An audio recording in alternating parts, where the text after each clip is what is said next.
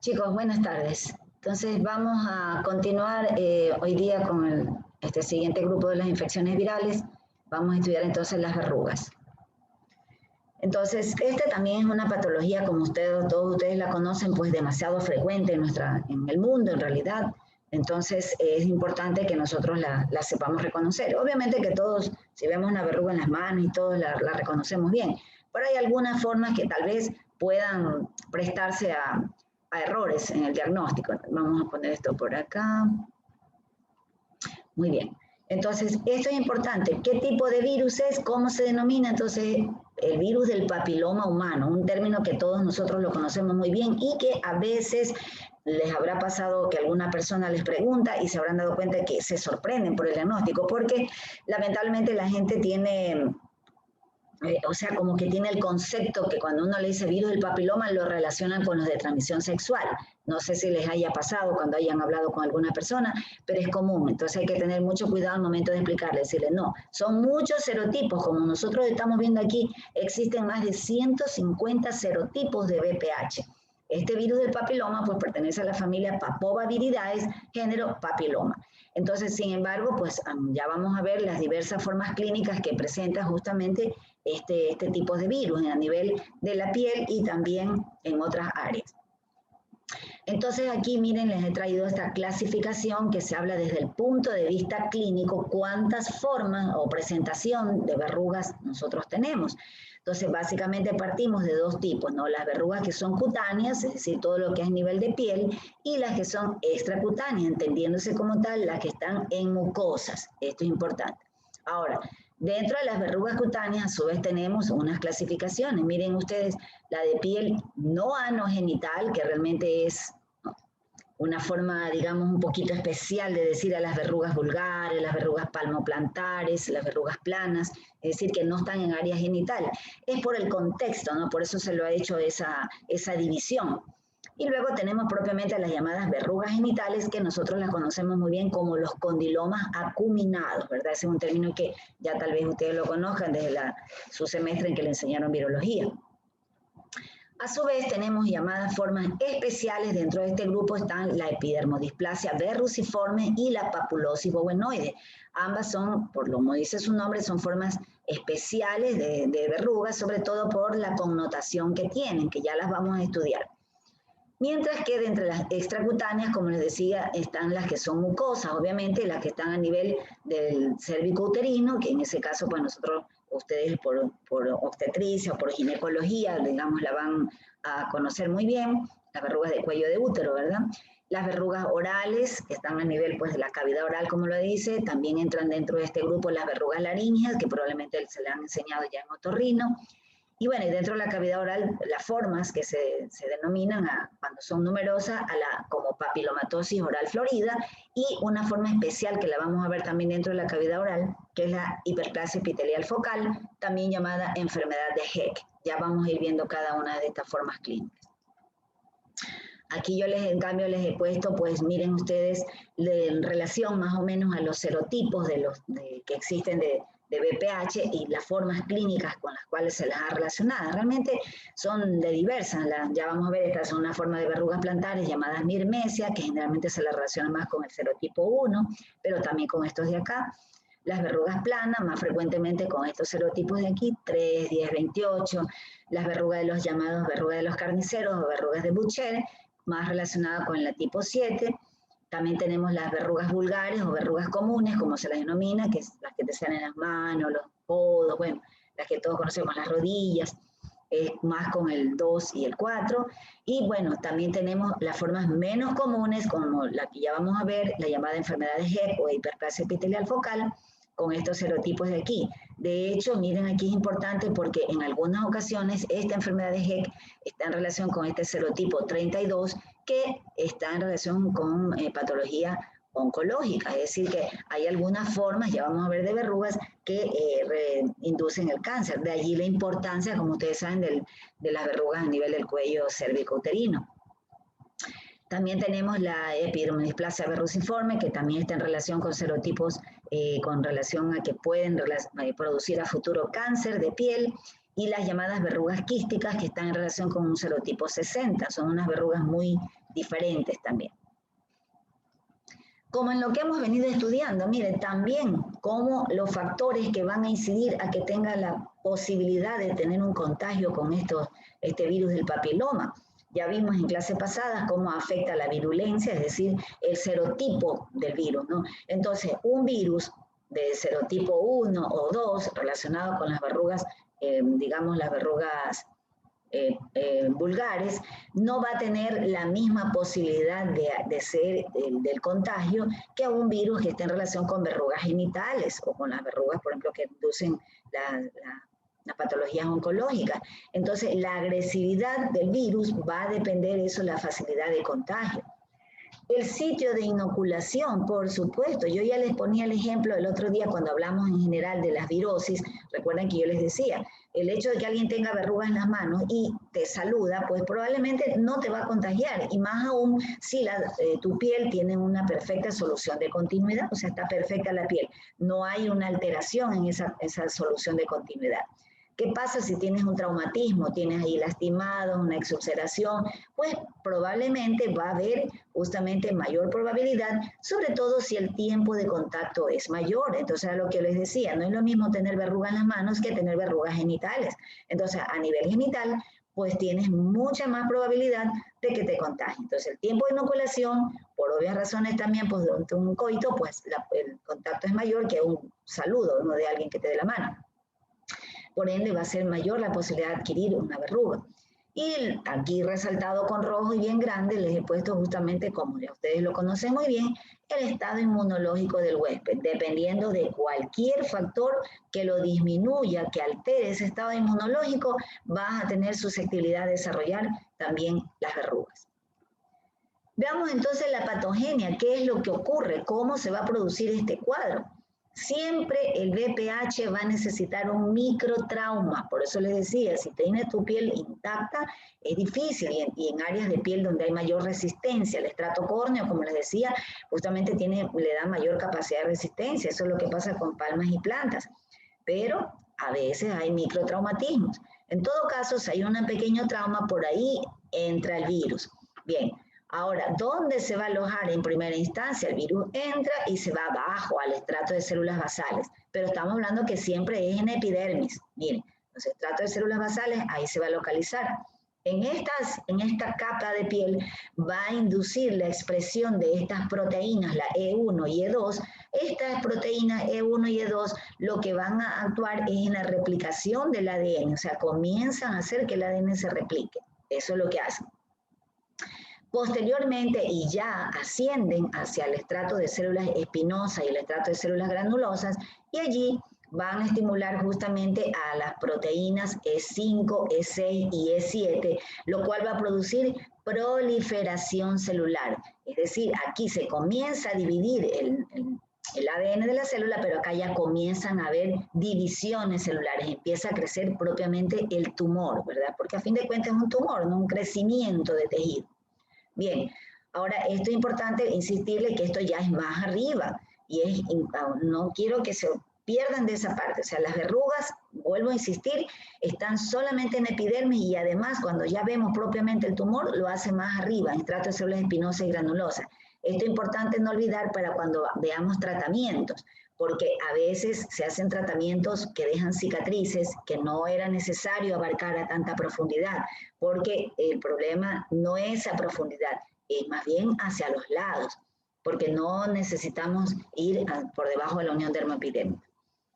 Ahora, dentro de estas proteínas, la E6 y la E7 son las que le van a dar la capacidad justamente oncogénica. ¿Por qué? Porque hay algunos de estos serotipos que estimulan más justamente a estas dos proteínas porque van a inhibir al gen P53. Si ustedes recuerdan del gen P53, que lo deben tener más fresco que yo porque lo deben haber estudiado hace poco en inmunología, en todo caso, este es el gen que se acuerdan que se le denomina el guardián del genoma, ¿verdad? Cuando ocurre que el ADN se está dividiendo mal, hay una alteración en esa división, los ribosomas le avisan al gen lo que está ocurriendo, ¿verdad? Dicen, hey, la célula el ADN se está dividiendo mal. Entonces el gen, que es el capitán de la célula, ordena que se detenga la división del ADN. Entonces, ¿qué es lo que espera? A que el ADN se repare solito. Pues muchas veces ocurre eso. De no ocurrir ese proceso, el ADN continúa alterado, entonces el gen ordena la muerte celular programada, lo activa justamente, ¿verdad? Es lo que se conoce como la apoptosis. Entonces se muere toda la célula, se autodestruye, incluido el capitán, es decir, el P53. De esa manera no se produciría un cáncer o un tumor.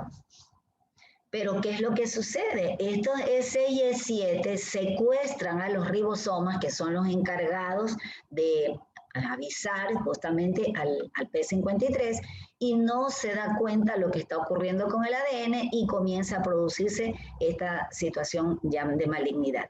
Miren ustedes todo esto ocasionado por determinadas cepas virales, como decía, o sea, a mayor expresión de 6 y 7 es la capacidad oncogénica. Entonces, hay serotipos, aquellos que ustedes conocen muy bien por gineco, los que están relacionados con cáncer cérvico-uterino, ¿no? Especialmente las cepas 16, 18, ya vamos a ver también la 31, 33 y hasta 35. Bueno, 16, 18, por eso sabemos que es la vacuna que se utiliza para esto. Entonces, muy importante reconocer, miren cuáles son, aquí vuelvo, están justamente los serotipos que están más relacionados con malignidad.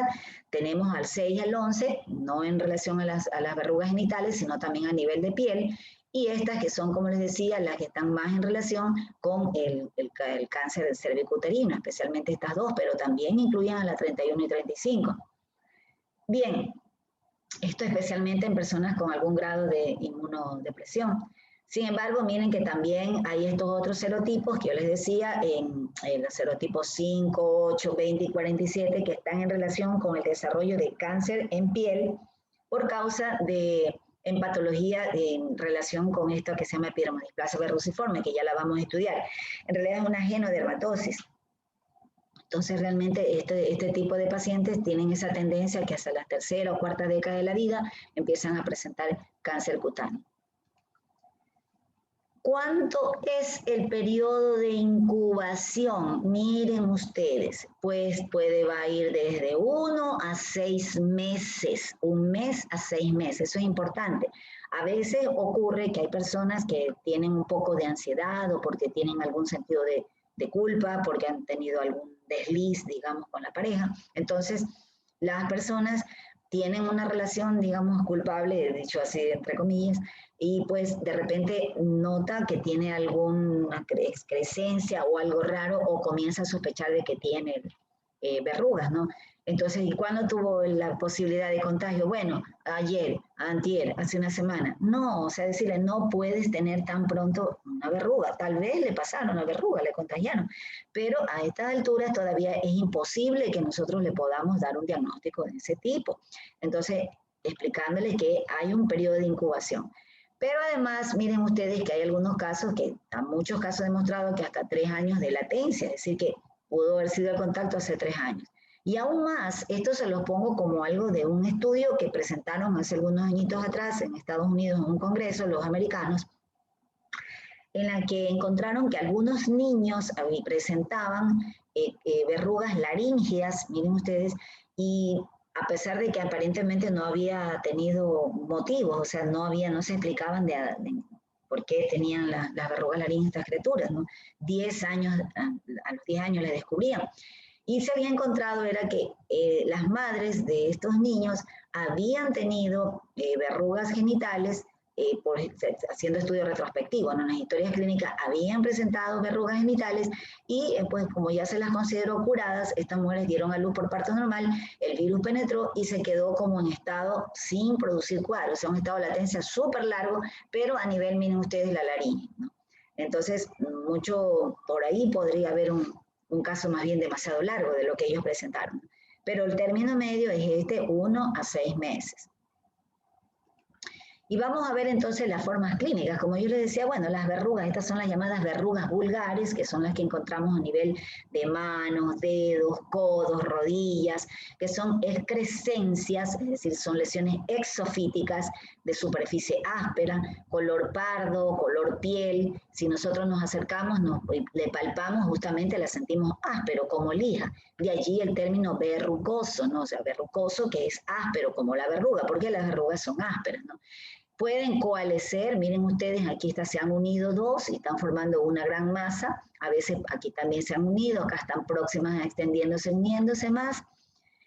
Pueden localizarse, miren ustedes, a nivel también alrededor de los pliegues unguiales, justamente, entonces son las llamadas verrugas periunguiales, o también hacerse subunguiales, como estamos viendo aquí, es decir, que la verruga comienza a extenderse o a crecer por debajo de la lámina unguial, es decir, en el lecho unguial.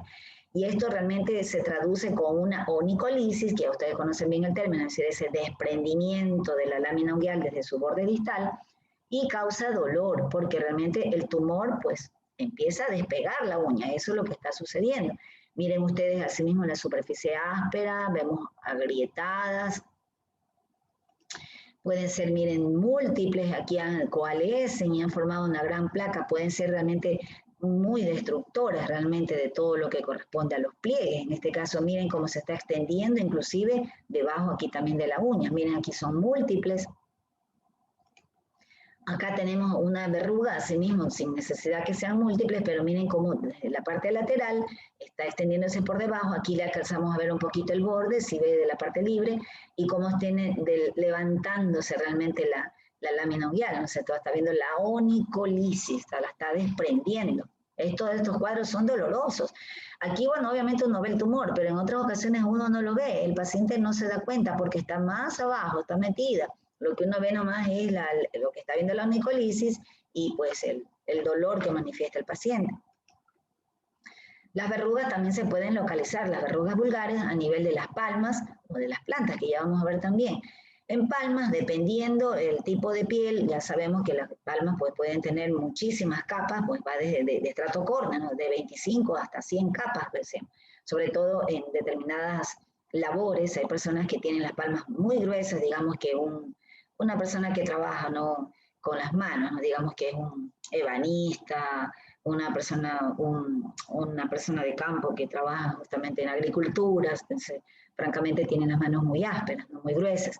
Entonces, allí nosotros posiblemente, no en todos los casos podamos ver lesiones exofíticas, sino que debido a que el estrato córneo está muy gruesa, diera la impresión de que las verrugas están como más hacia abajo, pero en realidad es porque tienen que vencer todo ese estrato córneo, vienen simplemente, ya estamos hablando desde el estrato de células espinosas realmente, ¿no? A veces aquí podemos verla, miren, muy exofítica porque se le ve que la palma de esta persona es más finita, o sea, no es tan gruesa como les hablábamos, entonces es más posible verle, pero en otros casos posiblemente no la puedan ver tan claramente como aquí. Estas son las llamadas verrugas de Buchers, que son las llamadas verrugas de carnicero. Acá les he puesto justamente personas que manipulan carne, se suele presentar justamente estas verrugas, pero en realidad es por el contacto con ciertos, con esta de la parte de la veterinaria, ¿no? Miren ustedes las verrugas cómo están aquí, pueden ser múltiples también, todas las palmas pueden estar afectadas o una cantidad amplia de la piel, ¿no? Pero estas verrugas, como les decía, tienden a ser muy hacia adentro más bien, o sea, como dar la impresión que fueran endofíticas.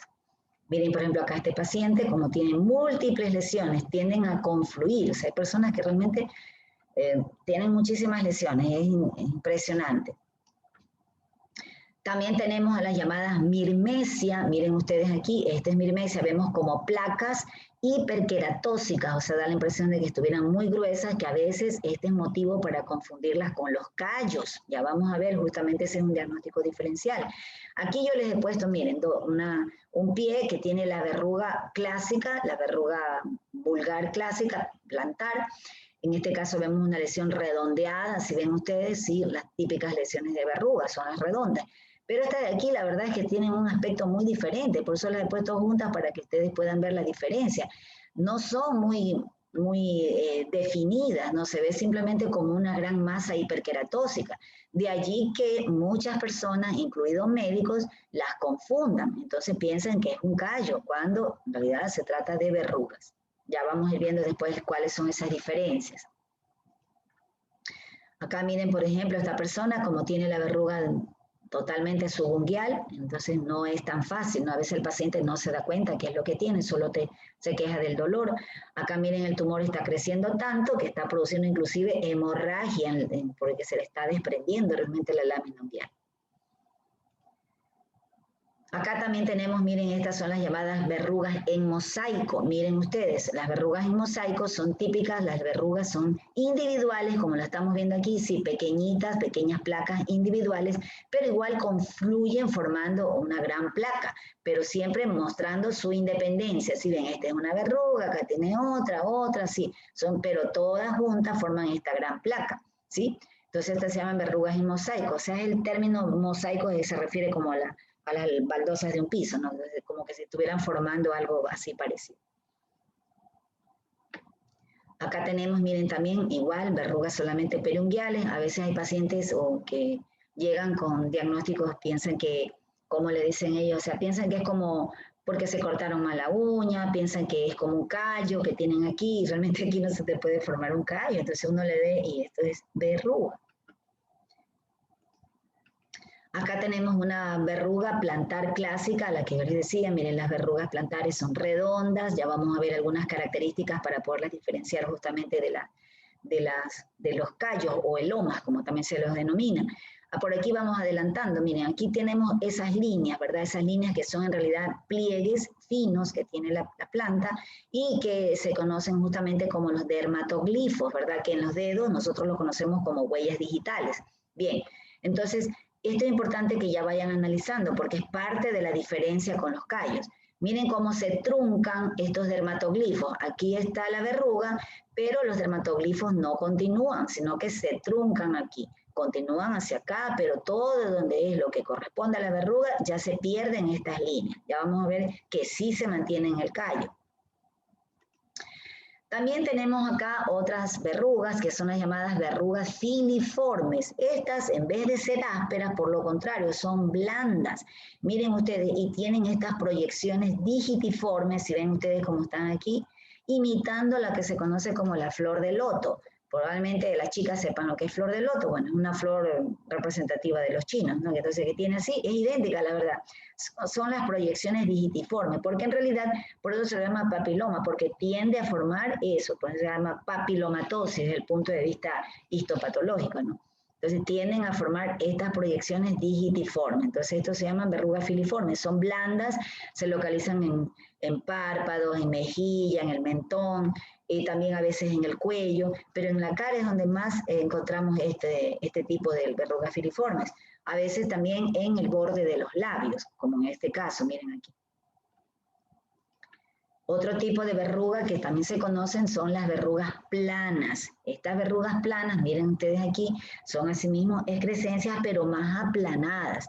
En vez de ser así cupuliformes, redondeadas, estas son más aplanadas. Pueden ir desde 1 milímetro hasta 0,5 centímetros de diámetro, o sea, 5 milímetros.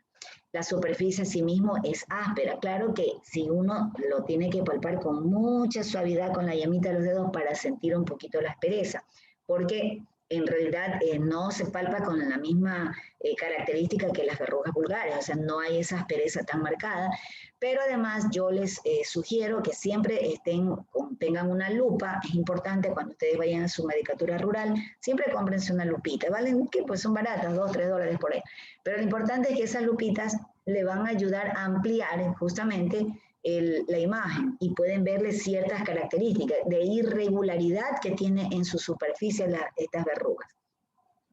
Asimismo son de color pardo o pues color piel y tienden a formar el Koebner. ¿Se acuerdan? El pseudo Koebner, porque en realidad los que son por virus no es el verdadero Koebner, sino un pseudo Koebner. Recuerden que esto es por autoinoculación. Entonces aquí esta persona pues por algún motivo se traumó, ahí se hizo un arañazo, puede ser con la uña, y simplemente por aquí habría alguna verruga y lo que hizo es que autoinoculó. Que la gente la manipula, lo apretan, a veces lo confunden, creen que es algún acné, creen que es algo que lo pueden sacar con la uña, entonces luego lastiman sin querer y produce ese fenómeno de pseudo Koebner, recuerden eso, ¿no? Estas son por las verrugas planas. Pero estas verrugas planas también las podemos encontrar en el dorso de manos, en las piernas, también las podemos encontrar. Y como siempre, tienen tendencia al pseudo-Koebner. Miren ustedes aquí cómo tiene un pseudo-Koebner, acá también tenemos otro, es decir, esa replicación de la dermatosis en el sitio de trauma. Entonces aquí es lineal, ¿sí? O sea, una dermatosis de tipo lineal. Y acá ahora vamos a ver las verrugas genitales. Estas también son muy importantes y una consulta frecuente, ¿no? en dermatología.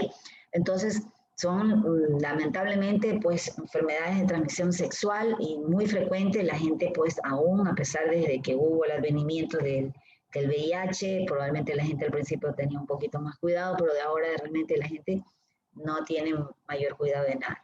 Entonces se ve con bastante frecuencia las verrugas genitales.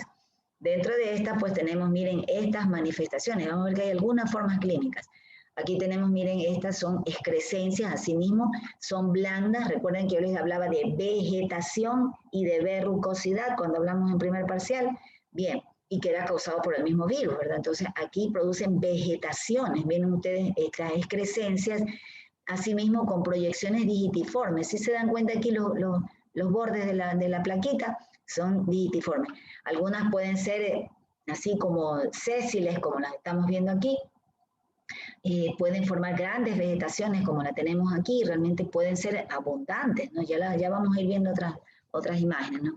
Entonces, esto es importante tener claro, pues son rosadas o tienden a ser del color de la piel, pero generalmente este tipo de verrugas son los llamados condilomas, que se pueden encontrar obviamente tanto en el aparato genital masculino o femenino externo, pero también lo podemos encontrar en área de la vulva, pues todo lo que es el pubis, tanto masculino como femenino, y en región perianal, o sea, realmente esto pues tanto en hombres o mujeres que practiquen sexo anal, ¿no? Entonces es posible que nosotros encontremos este tipo de lesiones. A veces, lamentablemente, inclusive en niños. Ya sabemos que cuando es en niños hay que tener mucho cuidado porque posiblemente vaya a ser abuso sexual. Miren ustedes estas manifestaciones, ¿no? Como están tendiendo a ser más abundantes, es decir, a ser vegetaciones como la que tenemos aquí, ¿no?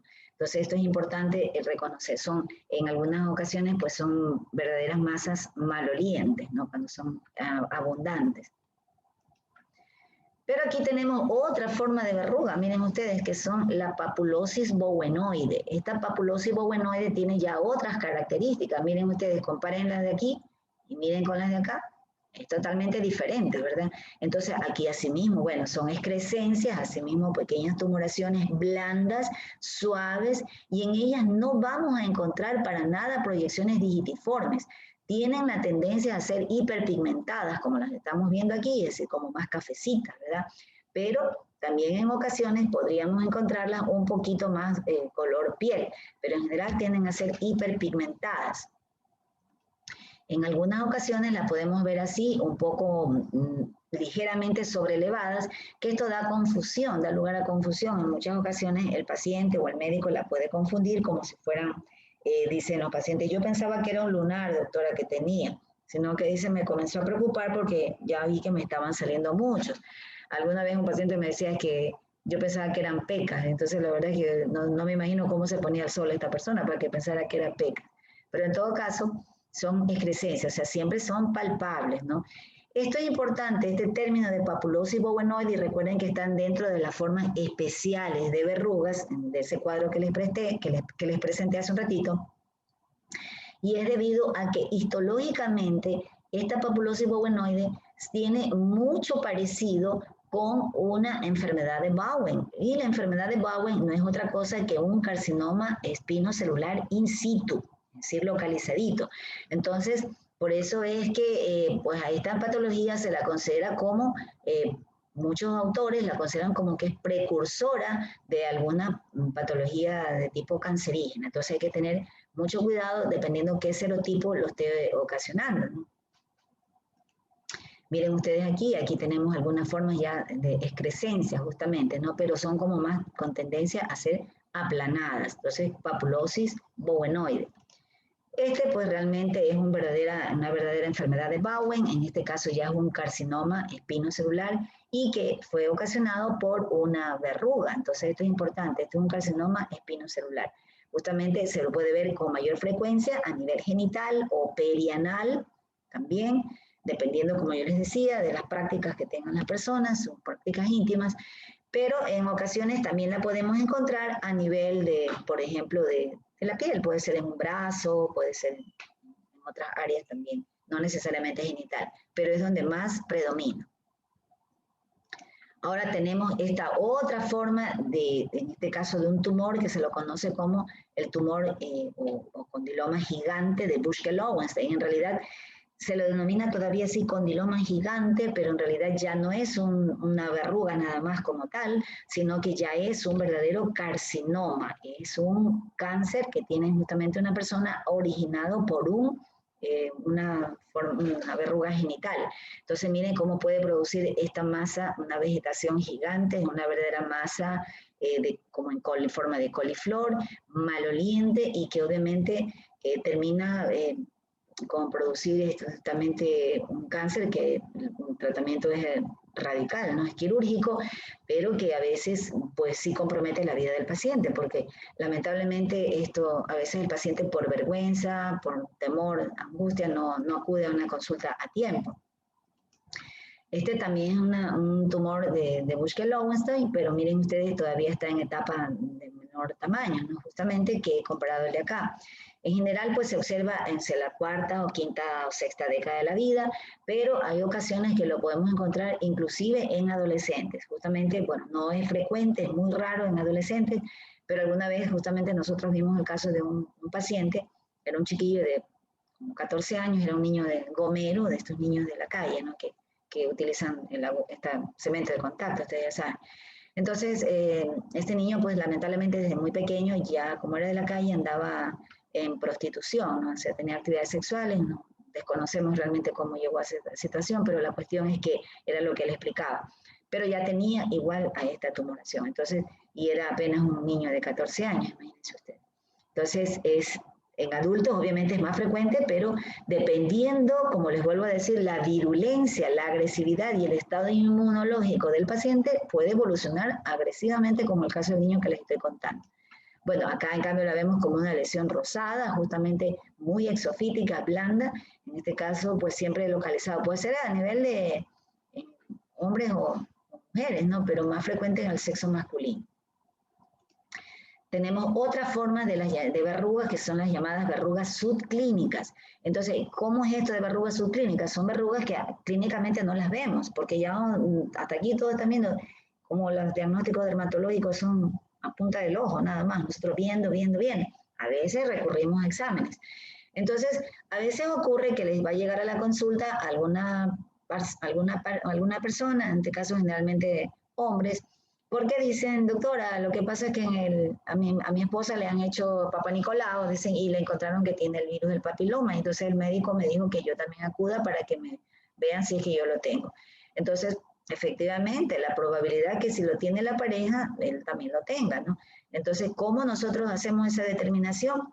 Esto es con el acetoblanqueamiento, es decir, la aplicación de vinagre, el vinagre de cocina, el que usan las ensaladas. Entonces se le aplica con un algodón o con una gasa, se aplica en el área afectada o donde generalmente podría haber el contacto y se espera de entre 10 a 12 minutos. Y después de ese tiempo nosotros tenemos que ver que se produzca este blanqueamiento, ¿sí? Entonces se llama el acetoblanqueamiento, es decir, un blanqueamiento ocasionado por el vinagre y solamente se produce en la zona donde hay la verruga. En general este examen se lo hace con penescopía en el caso de los hombres y la colposcopía en el caso de las mujeres, ¿no? Pero la verdad es que con una buena lupa nosotros también podemos ver, y de hecho a simple vista ya uno se puede ver el blanqueamiento que produce esto. Eso solo obviamente para las llamadas verrugas subclínicas.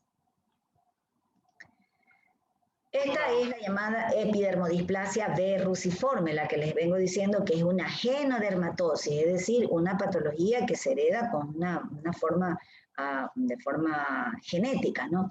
Entonces, ¿cómo la vamos a ver nosotros clínicamente? Como estas pequeñas placas que vemos aquí, pues pueden ser de color pardo, semejante mucho a las verrugas planas, las que les mostré que hay en la cara, ¿sí? La que hace el Koebner, el pseudo Koebner. Bien, igualito, solamente que las lesiones pues son de mayor tamaño y múltiples, localizadas en tronco, en brazos, en piernas, entonces son abundantes y se presenta ya pues desde la niñez.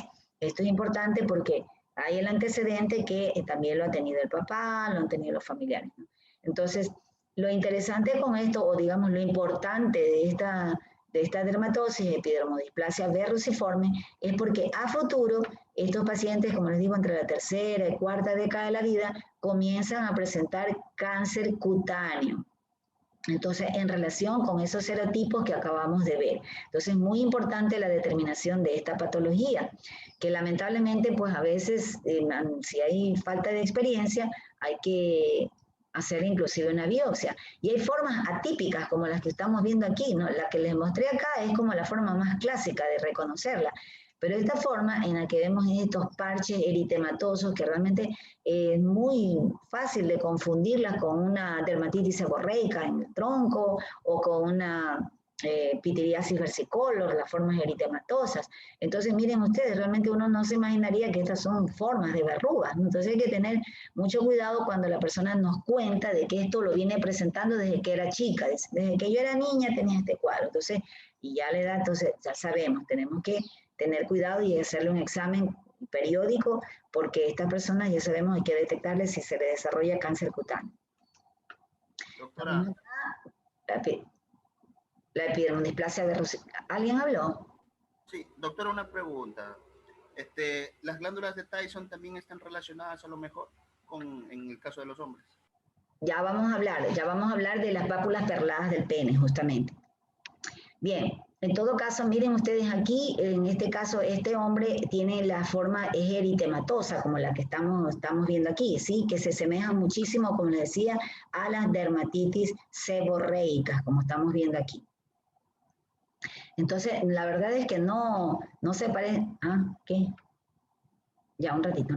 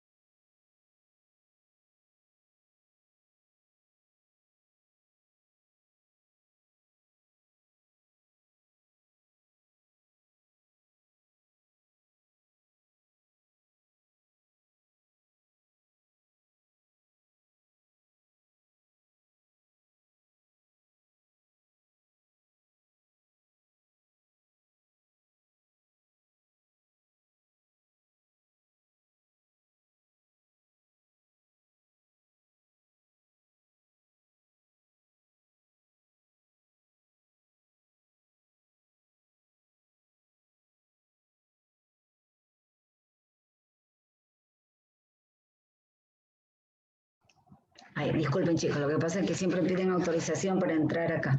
Bueno, entonces acá tenemos, miren aquí, otra forma dentro de las que les decía, dentro de la cavidad oral, o sea, la de las mucosas. En este caso, miren el aspecto mamelonado, así mismo son excreciones, pero mamelonadas, si ven ustedes como en forma de racimos, ¿no? Suaves, obviamente blandas, que en este caso lo encontramos a nivel del paladar, en cualquier parte de la cavidad oral. En cambio, en los bordes de los labios tenemos los mismos aspectos, la filiforme, la que les mostré hace un rato en párpados. ¿Se acuerdan que digo que se parece como a la flor de loto? Aquí también tienen, mire, esta persona, lo tiene, mientras está aquí en el borde propiamente del labio, miren, todavía tiene ese aspecto filiforme. Ya adentro adopta más este aspecto. Sin embargo, aquí, miren, siempre así con este aspecto mamelonado, ¿no? Blanda, siempre, cuando son múltiples, ustedes van a ver que hay personas que tienen múltiples de estas verrugas en la cavidad oral, en ese caso justamente van a llamarse la papilomatosis oral florida, o sea, cuando hay mucho. Entonces, entre más alterado el sistema inmune de la persona, más van a tener las verrugas, y eso ya lo vamos a ver cuando veamos tratamiento. Pero hay otra forma, miren ustedes, esta forma clínica que está dentro de la cavidad oral, que se llama la hiperplasia epitelial focal o enfermedad de Heck, así también se la conoce. Entonces, esta es una forma muy diferente, si ustedes se fijan, de verrugas, ¿no? Miren, las superficies son lisas, pero tienden a formar este aspecto como en empedrado. Si ven ustedes, y todo, miren los labios, miren, traten de tener buena voluntad, por favor, de ver aquí todo dentro de la mucosa, justamente los labios, la mucosa yugal, tienen esta imagen de empedrado, sí, pueden ser como más pequeñas, como las que estamos viendo en esta persona de acá, y estas que son de mayor tamaño. Entonces es liso, se ve realmente en grupos étnicos, ¿no? Entonces, por ejemplo, para los americanos, que ustedes saben, de nosotros vienen la mayoría de los estudios, o de Europa, entonces pues ellos tienen menos, porque muy pocos grupos étnicos. En Estados Unidos, bueno, por ahí no sé, tribus específicas, Sioux, no sé. Pero acá nosotros pues sí tenemos una amplia de grupos étnicos, todos somos mezcladitos, no sé. Bueno, la mayoría. Habrá por ahí alguien que sea puro. Pero en todo caso, es posible que nosotros encontremos en mayor cantidad este tipo de pacientes. Entonces, por ejemplo, dentro de nuestra zona, y le digo por los pacientes que me ha tocado atender, tanto cuando trabajaba en el hospital infantil, en el ICASA y también acá en el seguro, pues veo justamente muchos pacientes que provienen de la zona sur de la provincia de Manabí, ¿no? Entonces, ¿cuál es la importancia de esta enfermedad de Heck? Bueno, una, porque el paciente tiene incomodidad por verse así, pero lo que pasa es que a veces hay algunas personas que desarrollan esta enfermedad de Heck a causa de cepas que pueden ser oncogénicas. No todos, pero en algunos casos encontramos el serotipo 16. ¿Se acuerdan la que les digo que está en relación con el cáncer cervicouterino? Bueno, de hecho ustedes lo saben mejor que yo porque ven ginecología.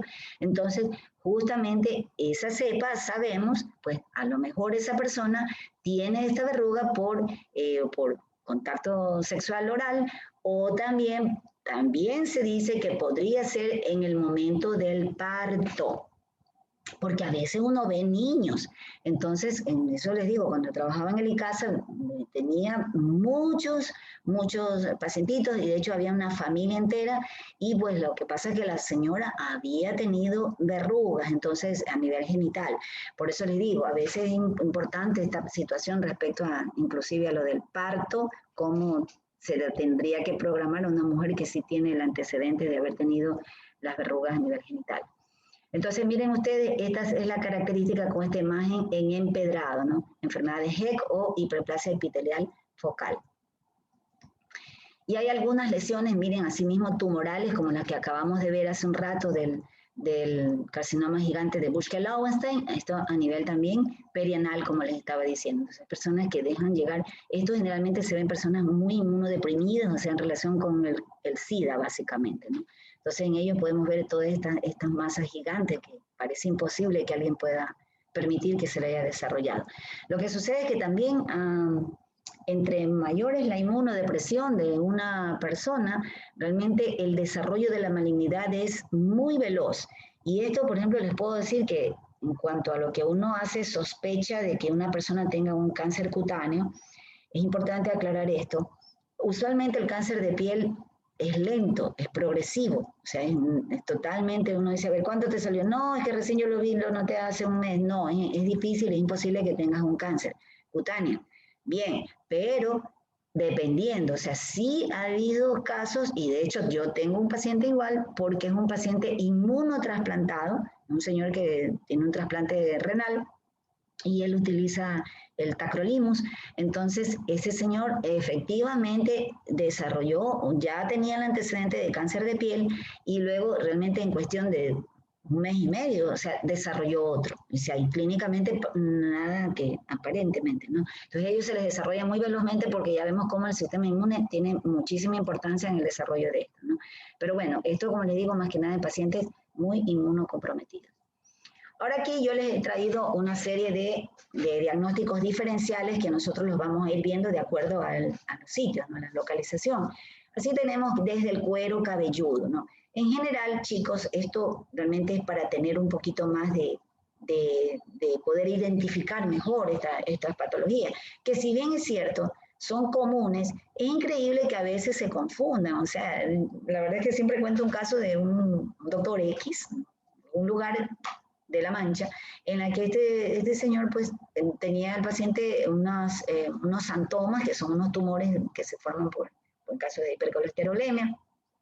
Tenían los codos el paciente, entonces lo enviamos a que lo operaran, porque eso ya era, tenían que hacerlo en cirugía, y el doctor lo regresó porque decía que eran verrugas. Entonces decían, bueno, este doctor se le olvidó completamente cómo es una verruga, es una cosa tan común, puede ser que ya con el tiempo se te olvidan, entonces por eso es importante hacer estas aclaraciones. Miren ustedes que a nivel de cuero cabelludo, la verruga sigue manteniendo, miren ustedes, estas características así de ser filiformes, o sea, siempre mantienen estas proyecciones digitiformes. Ven ustedes como yo se las estoy justamente dibujando aquí, ¿sí? O sea, con lo que les estoy señalando con el cursor, ¿no?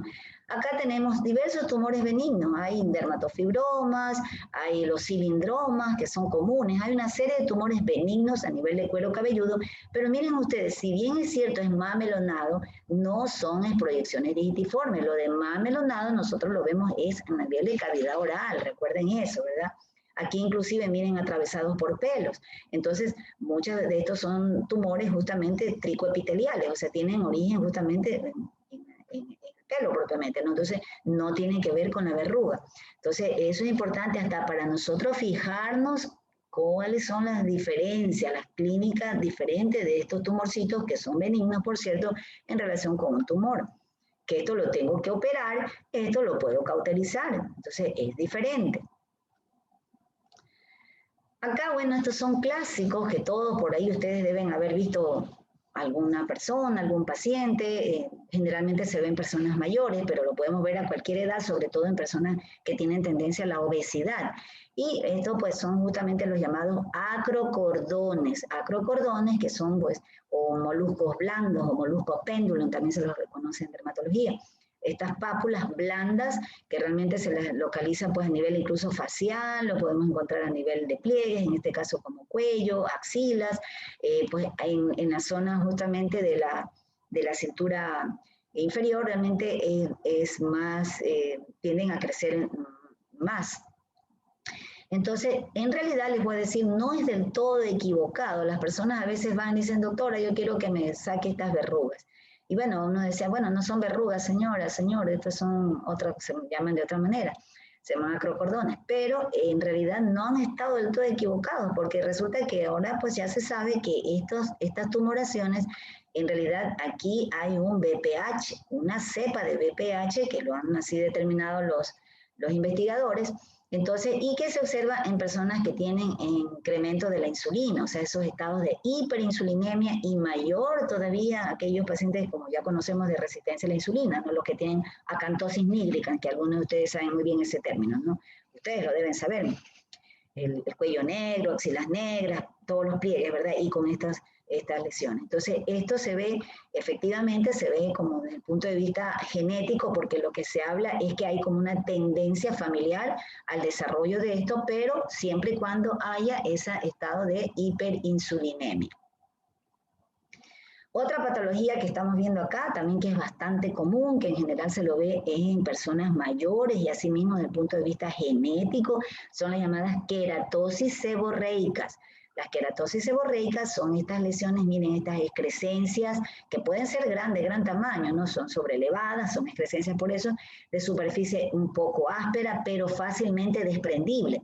Entonces, la persona dice, doctora, yo me lo rasco, sí, o sea, cogen con la uña y se rascan y se los empiezan como a desprender, dicen ellos, se me desmorona, dicen. Entonces, efectivamente, estas son queratosis seborreicas. Lo que llama la atención es que estas queratosis seborreicas se ha observado en que en muchos pacientes allí empiezan a desarrollarse verrugas, como lo que estamos viendo aquí. Es decir, miren ustedes, estas sí son las clásicas proyecciones digitiformes que les vengo mencionando de cómo son las verrugas, ¿no? Proyecciones, pero localizadas sobre una queratosis. Entonces, también hoy en día se relaciona que en estas queratosis seborreicas hay una cepa de BPH. Asimismo, en relación en áreas o sea, con situaciones de inmunodepresión, sea por la edad, ustedes saben que ya habíamos venido insistiendo que por eso se ven mayores, porque las personas mayores, pues ya adultos mayores, ya, y me incluyo, ya comenzamos a descender nuestro sistema inmune, entonces mucho más, entre más viejitos, ¿no? Entonces, Eso por ahí, pero también desde el punto de vista genético y también la queratosis se las relaciona con estados de hiperinsulinemia. Ya ustedes saben muy bien que se estimula el factor de crecimiento insulino-like. Entonces, eso es muy importante en estos pacientes con estados de hiperinsulinemia. Por eso es que en general se ven en los adultos mayores, porque un alto porcentaje de los adultos mayores tienen estados de resistencia a la insulina. La verdad es que cada vez la mayoría de las personas terminan desarrollando alguna forma de diabetes o de prediabetes por lo menos. Aquí abajo tenemos la llamada papulosis nigra, que en realidad es queratosis seborreica, solamente que se observa en personas de piel negra. Son las mismas queratosis, solamente que en ellos se desarrolla solamente no llegan a ser de gran tamaño, sino que son pequeñas pero múltiples y generalmente se localizan a nivel facial. Esto les traigo acotación que en general antes se creía, hace años atrás, que las queratosis seborreicas estaban ocasionadas por el sol. Decían, no, es que esto es por el sol. Pero la verdad es que después yo misma decía, pero ¿cómo puede ser el sol? Muchos pacientes a uno le consultan, las tienen a nivel inguinal, las tienen en el muslo, y pues realmente por más exhibicionista que sea una persona, no es un área que la va a estar exponiendo al sol. Está bien, te acepto la cara, por último, el dorso del tronco, la parte superior, que son áreas en general descubiertas, pero áreas que les digo que el 99,9% la vas a llevar siempre oculta, tapada, con ropa. Entonces, ¿cómo es que se desarrollan? Entonces, por eso es que hoy en día se le da más atención, se le presta más atención en relación con estados de hiperinsulinemia.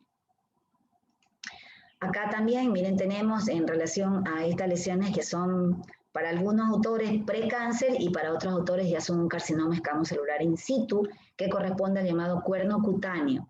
Realmente es una forma muy creciente de lo que corresponde a las llamadas queratosis actínicas.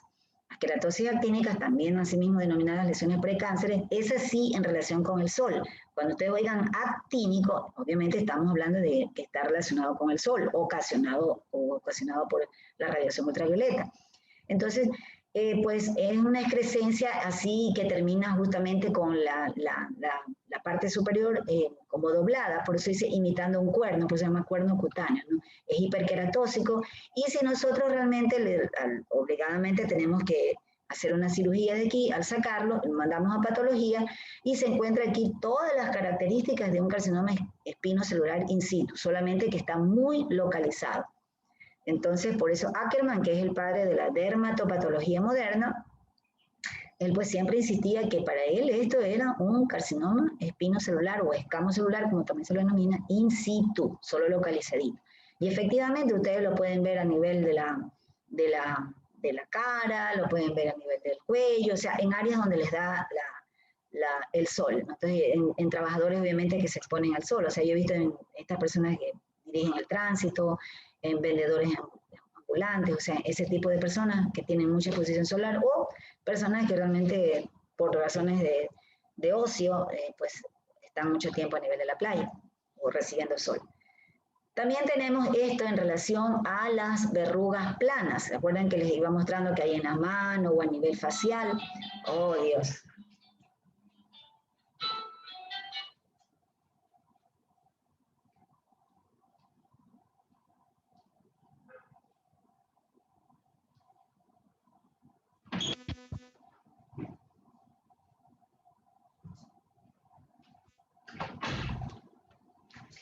Bueno, esta es la llamada enfermedad de Darier, que también es una genodermatosis, es una enfermedad que se transmite genéticamente.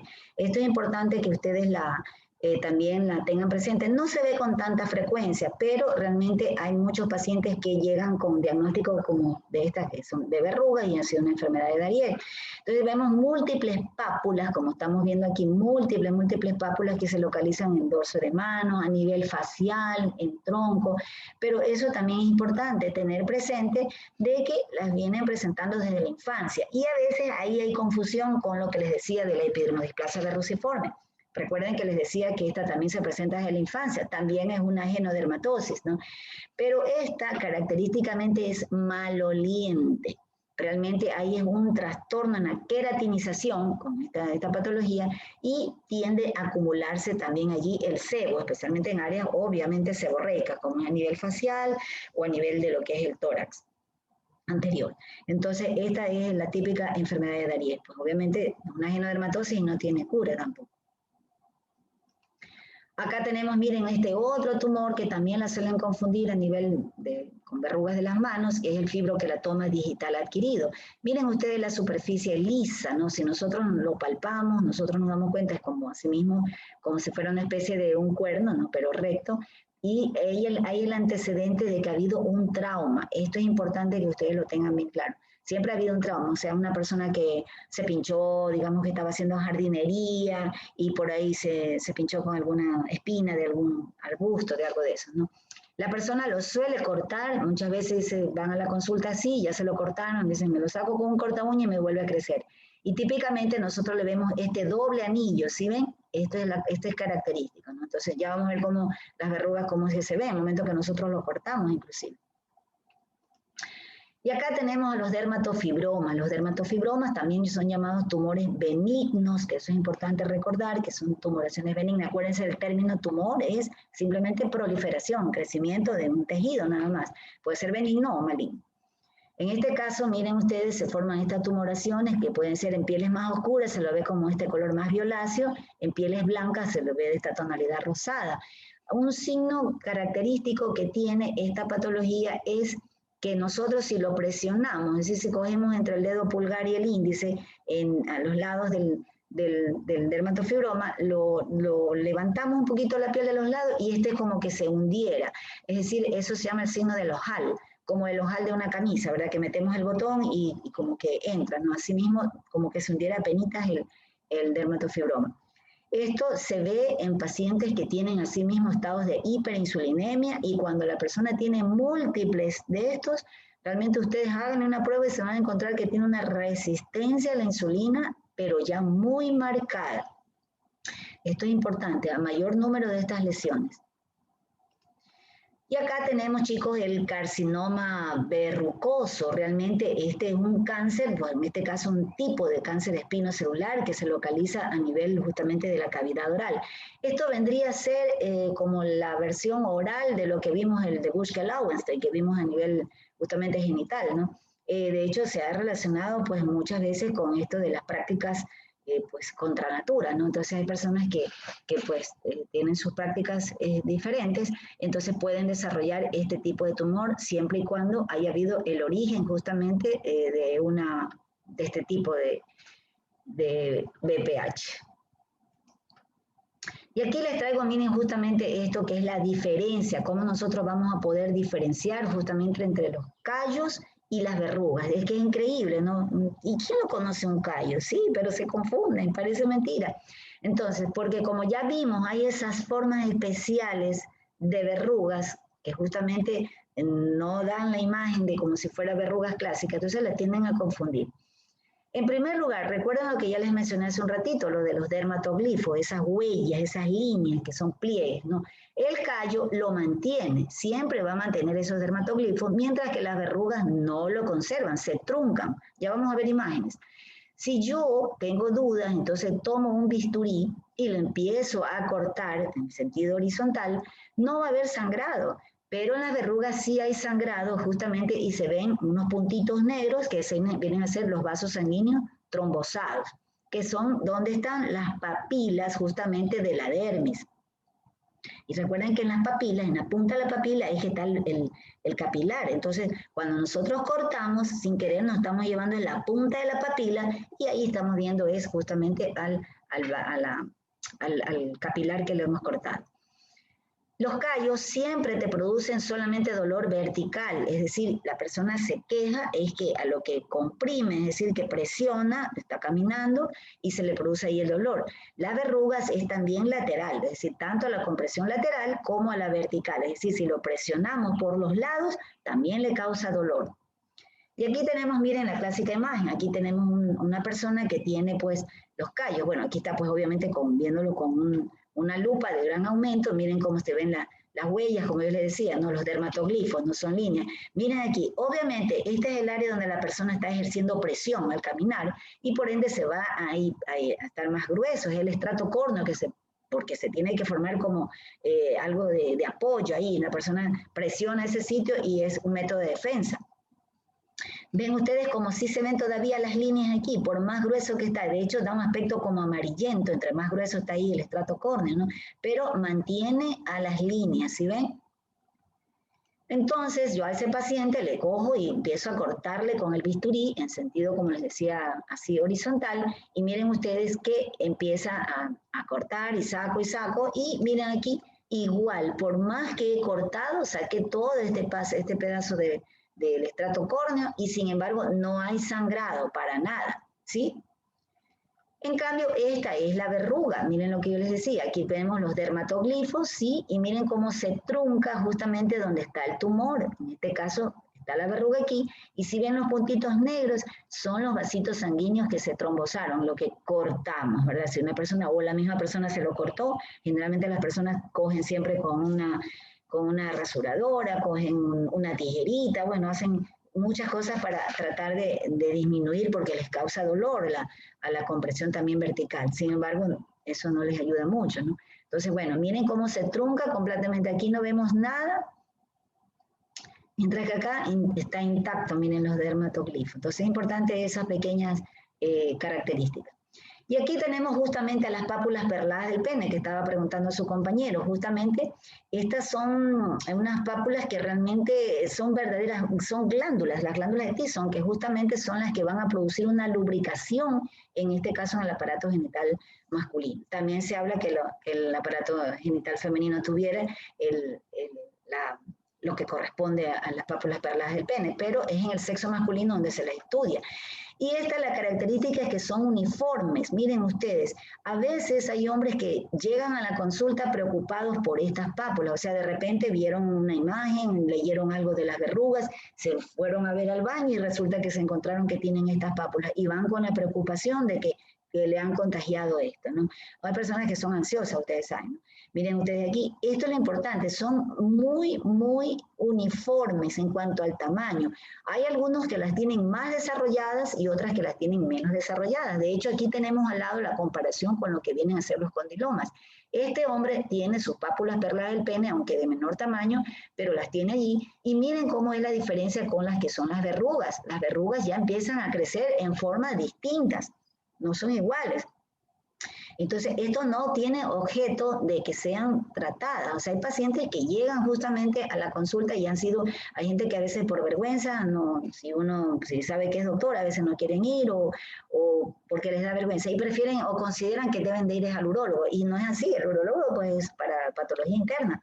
En todo caso, pero en este caso les han cauterizado, les hacen tratamiento, lo cual es totalmente contraproducente. Lo que hay que hacer es tranquilizarles. Si ustedes tienen ahí, pues, cómo explicarles, se les explica, no, mire señor, esto que tiene es normal, o a veces son personas que hasta acusan a la pareja de que les ha transmitido alguna enfermedad de transmisión sexual. Y decirles, no señor, esto es importante chicos, estamos hablando de estas verrugas que son a nivel de transmisión sexual, o sea, son enfermedades de transmisión sexual. Y hay que tener nosotros mucho tino a la hora de dar estos diagnósticos y porque el paciente pregunta, ¿y cómo? Primero te pregunta, ¿qué tiene? ¿Y cómo lo adquirió? Entonces, uno tiene que ser muy cauto, no tenemos por qué causar peleas entre nadie, o sea, y porque a veces de verdad ni siquiera sabemos cómo fue la situación. Esto es muy importante nosotros, nuestro papel de médico, por favor, la parte humana, mucho cuidado.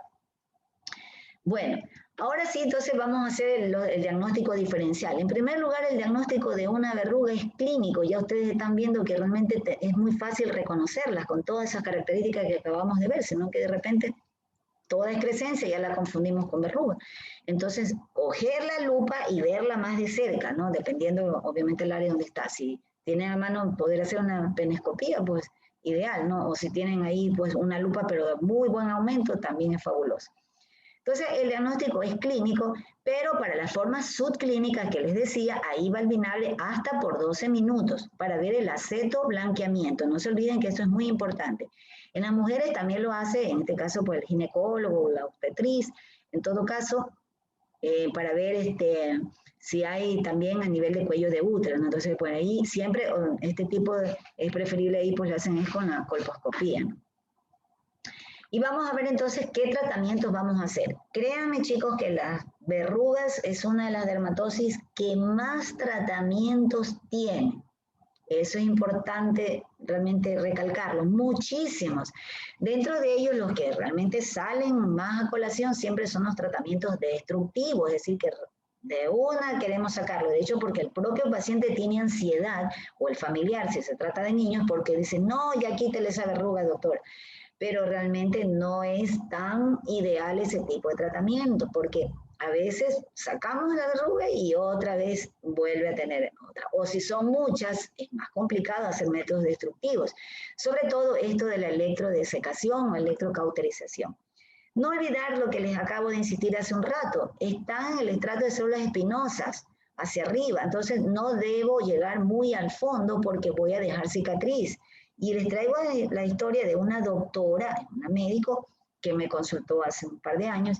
La pobre mujer tenía toda su piel llena de cicatrices porque parece que en la niñez había tenido un proceso de verrugas, pero en todos los brazos y piernas, muchísimas, entonces al médico que la atendió no se le ocurrió mejor idea que meterla a un quirófano, la anestesiaron a la pobre niña y le cauterizaron todas las verrugas. Y para que no le vuelvan a salir, le hicieron a profundidad. De tal manera que la doctora me consultaba, era años, muchísimos años más tarde, obviamente. No hay manera, ¿cómo le vas a quitar una cicatriz? Entonces, por favor, primero no hacer daño, acuérdense de esa frase, ¿no? Entonces, lo importante con este procedimiento de la electrodesecación o cauterización, la verruga no está a profundidad. Lo que pueden haber es células alrededor infectadas y que clínicamente no son visibles. De tal manera que en general lo que se recomienda es, si esta es la verruga donde yo estoy señalando con el cursor, en la letra O, si esta fuera la verruga, entonces yo voy a ampliar la destrucción, pero superficialmente, pero así, más a los lados, no a profundidad. ¿Sí? Es a los lados para que si hay por aquí alguna, esto que recién es porque están entrando recién para ver si hay, antes de que yo termine la clase. Bueno, en todo caso, esta es la destrucción, como les decía, con el electrocauterio. También tengan en cuenta que ante múltiples lesiones o si se trata de niños, tiene el inconveniente que tienen que poner anestésico. Entonces, el anestésico, pues ustedes saben, hay que ponerlo con una jeringuilla, no sirven las cremitas, por favor, no funcionan realmente como nosotros quisiéramos. Entonces, hay que poner anestésico, así es que es doloroso, de tal manera que hay que tener mucho cuidado cuando son múltiples lesiones o cuando se trata de hacer tratamientos a nivel de niños. También se utiliza el nitrógeno líquido, también conocido como crioterapia o criocirugía, realmente muy eficaz, también manejado en manos expertas, funciona muy bien. Esto lo que hace es un método de congelación, por eso se llama crío. Entonces, asimismo, no hay que llegar a profundidad y siempre ampliando un poquito el proceso. En general es muy efectivo para las verrugas justamente a nivel de manos y todo, y siempre que no sean tantas. No requiere anestésico, pero luego de unos minutos, ya que terminó el procedimiento, es muchísimo el dolor. Bueno, ahora hay otros métodos también destructivos, como estos dos que les estoy poniendo aquí, que es el de la urea al 40%, es decir, en este caso se utiliza una urea concentrada. La urea hasta el 10 o hasta el 15% se lo considera un hidratante, a partir ya del 20% ya es queratolítico y mucho más al 40%, entonces es destructivo. Lo mismo esta fórmula magistral, miren ustedes que ustedes la pueden mandar a preparar, es económica, le mandan al paciente si es que están obviamente cercanos a una zona donde haya farmacias que puedan hacer fórmulas magistrales. Y se utiliza ácido salicílico 3 gramos, ácido láctico 3 gramos y colodión elástico. Bien, esto es importante, es siempre aclarar el uso que se le va a dar. Cuidado, si uno no le pone que uso externo, créanme, hay personas que pueden tomarse una cosa que solamente es para algo externo. Los pacientes hay que aclararles todo porque pueden haber barbaridades y siempre su firma de responsabilidad. Bien aplicado, estos dos métodos son efectivos, especialmente cuando son en verrugas palmoplantares.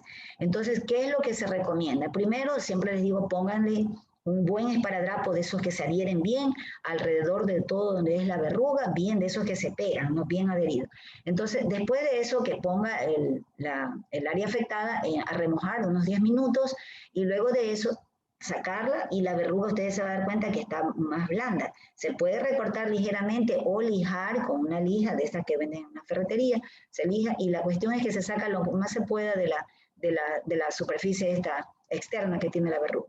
Y luego se aplica, puede ser el líquido este con un cotonete o la cremita de la urea, porque esto sería un preparado en crema, entonces se lo aplica y se lo cubre con un esparadrapo otra vez. Y así se lo puede tener 2, 3 días, luego se saca lo que cubre el esparadrapo que está encima, ¿no? El cobertor, y ahí vemos cómo va avanzando la destrucción de la verruga. Caso necesario, podemos hacer hasta 3 sesiones y es muy efectiva realmente. Produce una reacción inflamatoria que va a estimular justamente al sistema inmune. Ya vamos a ver cómo lo podemos estimular también desde el punto de vista sistémico, estimulando los receptores Toll-like. Y aquí tenemos, miren, esta es la fórmula que, bueno, se la puse por separado, es para aclararles siempre lo del, que es el uso externo y su firma de responsabilidad. También para las verrugas palmoplantares se puede utilizar esta fórmula, que es la de fórmula del ácido salicílico al 70%. Es muy sencilla realmente, es ácido salicílico 7 gramos, es decir, 14 tabletas de aspirina de 500, y en vaselina esterilizada en 10 gramos. Realmente es muy, muy sencilla. Entonces, esto, igual, la misma precaución como hicimos en el anterior. ¿Por qué le ponemos el esparadrapo alrededor en estos casos? El objetivo es que no vayamos a lastimar la piel sana, es solamente donde está la verruga. Eso es muy importante, chicos. Bueno, esto sí, ya desde el punto de vista ya solo para especialidad. En todo caso, pues para esas verrugas que son refractarias se utiliza la bleomicina, que nosotros conocemos que es un antineoplásico, pero intralesional, ¿no? Entonces, con mucho cuidado se la utiliza porque, bueno, mal aplicado, sobre todo uno de las, donde se la suele utilizar es a nivel de las verrugas subunguiales o periunguiales que son refractarias. Entonces, se lo aplica, pero pues puede provocar necrosis del dedo, entonces peligroso si no lo sabemos hacer. Para el caso de las verrugas planas, se puede utilizar ácido retinoico al 0.1%, esto viene en crema. Entonces, esta crema se aplica justamente siempre nocturno, una capa fina, hay que insistirle porque es queratolítico también, pero más suave que si fuera está inestable, dice mi internet. Bueno, en todo caso, se aplica justamente en capa fina y durante el día la persona que está haciendo el tratamiento debe de evitar exposición solar. Eso es muy importante, no sol.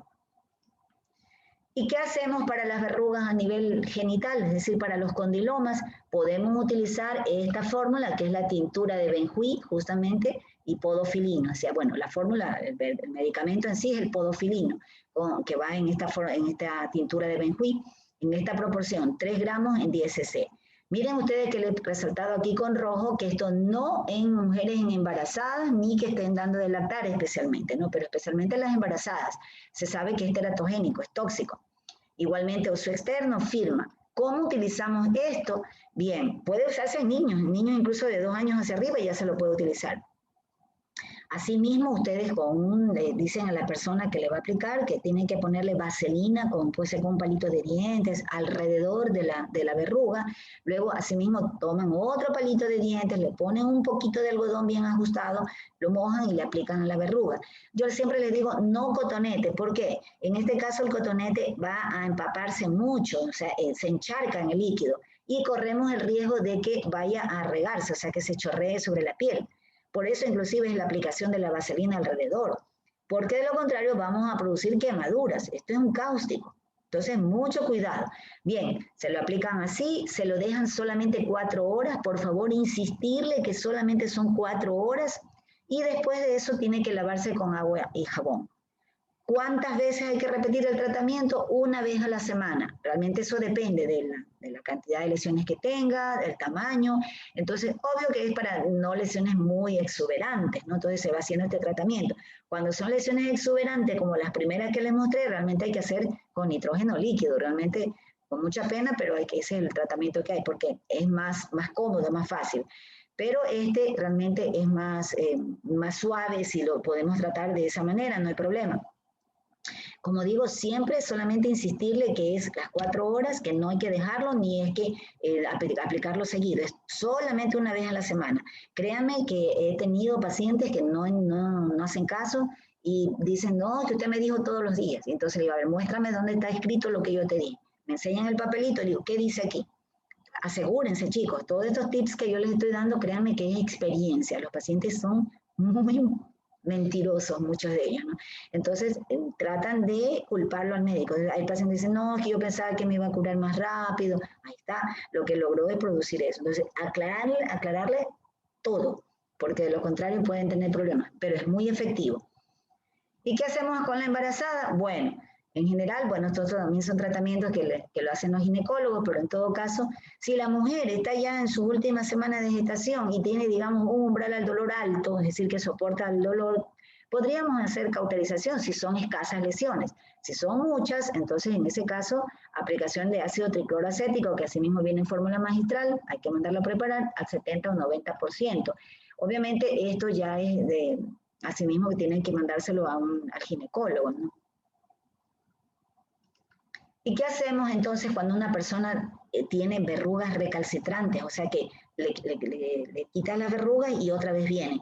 A menor el sistema inmune, o sea, más alterado su sistema inmune, van a tener más recurrencias. Y de hecho pueden muchas estar en estado de latencia hasta que se presentan. Entonces, por eso es importante que nosotros nos demos cuenta de eso. Las personas que tienen estados de ansiedad, de depresión, de angustia, siempre están teniendo esto, es importante.